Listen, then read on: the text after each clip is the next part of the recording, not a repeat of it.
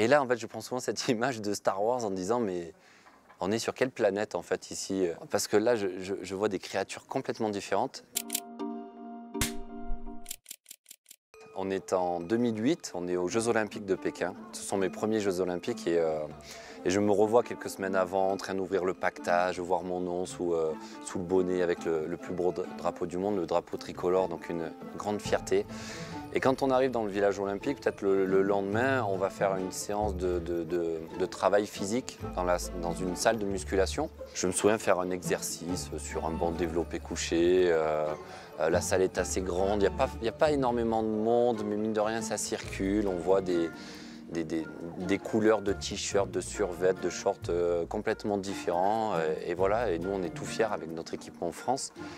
Et alors, l'image que je retiens, c'est peut-être un groupe de gymnastes colombiennes, qui étaient à peu près 5 ou 6, qui faisaient des assouplissements d'un autre monde en me disant, mais comment c'est possible de mettre la jambe derrière la nuque comme ça et d'être aussi souple, qui sont, et c'est pas du tout péjoratif, qui doivent faire 1,50 m les bras levés sur une chaise et qui doivent peser 42 kg. Et de l'autre côté, 2 Ukrainiens qui s'entraînent en haltérophilie et qui doivent soulever 180 kg à l'arraché. Et là, en fait, je prends souvent cette image de Star Wars en disant, mais on est sur quelle planète, en fait, ici? Parce que là, je vois des créatures complètement différentes, des fiertés d'appartenance à leur pays très identifiées et très assumées. Et voilà, je ne sais pas trop où me situer.